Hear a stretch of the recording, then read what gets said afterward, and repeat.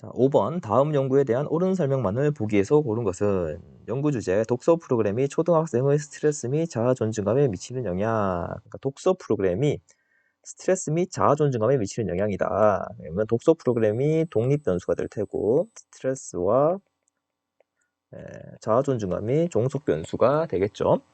자, 연구 가설은 가설 1, 가설 2가 있습니다. 가설 2는 비어져 있고요. 가설 2는 자아 존중감에 영향을 미치는 거고, 그러면 가설 1은 당연히 스트레스에 영향을 미치는 거, 그거겠죠. 자, 연구 설계 및 자료 수집, 땡땡 초등학교 3학년, 6학년 각 100명을 무작위로 선정한 후 제비뽑기를 통해 각 학년별로 50명씩 A, B 두 집단으로 나누었다. 학년별로 100명씩 하고 그 100명을 50명, 50명에서 A 집단, B 집단으로 나눈 거야. 3학년, 6학년, A 집단, B 집단. 여기 다 와 있네요, 이렇게. 그리고 1개월간 A 집단에는 독서 프로그램을 적용하고 B 집단은 평소같이 생활하게 됐다. 이거 실험법 한 거죠. 실험법 지금 이거. 그래서 A 집단은 실험 집단, B 집단은 뭡니까? 통제 집단이죠. 자, 프로그램 적용 전후, 그러니까 하기 전에 검사 한번 하고 난 후에 검사를 또 한 번 하는 겁니다. 검사지를 사용하여 스트레스 정도와 자아 존중감 정도를 스스로 평가하게 하였다. 그래서 사전 사후 검사를 통해서 변화량을 측정하는 거죠. 그래서 실제로 이 독서 프로그램에 어떤 영향을 미치는가 보는 겁니다. 그래서 통제 집단도 필요한 거죠. 왜냐하면 가만히 있었던 집단도 변할 수 있거든요. 그래서 실제로 실험 집단이 뭐 수치가 5.0에서 6.0으로 변했는데 그럼 이게 진짜 실험에 의한 영향이냐? 근데 통제 집단, 실험을 거치지 않은 애들도 5.0에서 5.5로 변했다. 그러면 실제로 1.0이 변한 거에서 얘네가 1.0이 변한 거에서 가만히 있는 애들도 0.5로 변했으니까 실제로 1.0이 실험의 영향이 아니라 한 0.5만 실험의 영향이다라고 추론할 수 있는 거죠.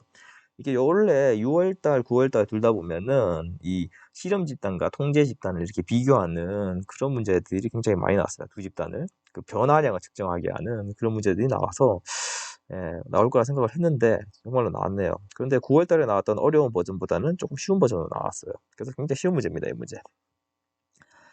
자, 자료 분석 결과는 표와 같으며 가설 1과 가설 2 중 하나만 수용되었다.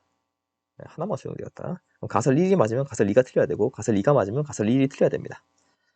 자, 그리고 뭐 표가 이렇게 나와 있고요. 표의 점수는 각각 스트레스와 자아 존중감을 10점 만점으로 한 해당 집단의 평균 값이며 점수가 높을수록 그 정도가 높다.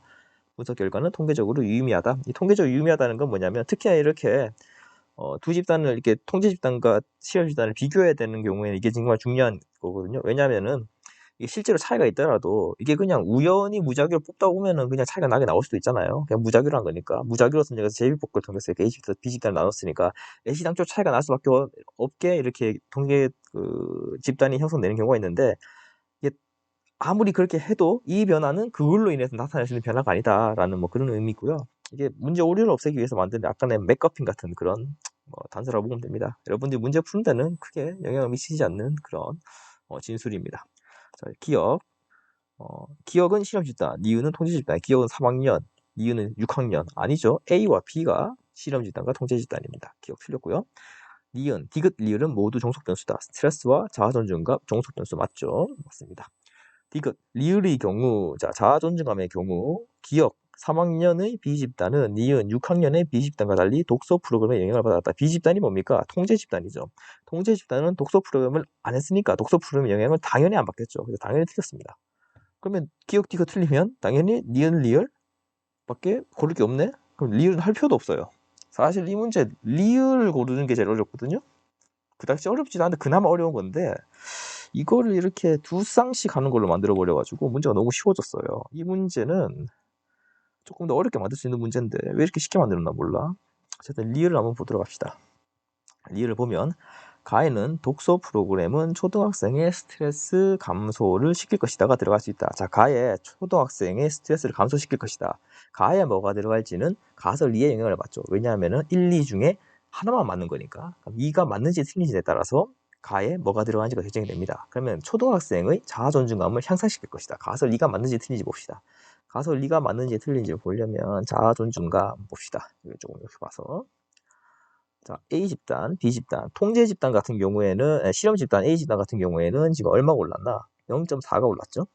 그런데 통제 집단은 플러스 0.3이에요. 차이가 있네? 근데 통계적으로 유의미한 차이라니까 스트레스, 자아 존중감에 긍정적인 영향을 주네? 자, 6학년을 봅시다. A는 마이너스 0.1이에요. 긍정적인 영향이 아니네? 근데 B 집단 봅시다. 통제 집단은 그대로네?